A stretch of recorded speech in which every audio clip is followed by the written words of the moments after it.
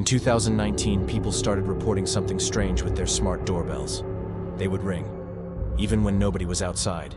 At first, people thought it was a package, a prank, or just a normal false alert. But then the notifications kept coming. Motion detected. Movement at the door. A person spotted. Except every time they checked the live feed, there was nothing. No person, no animal, no car driving past. Researchers eventually confirmed that Ring and Nest devices can trigger phantom alerts from tiny shifts in light, heat, or network desync, data that looks like a real visitor. But even under perfect conditions, some doorbells still rang. So if your doorbell can detect someone who isn't there, what else is it seeing that you can't? Follow ByteRipple. Part 14 drops tomorrow.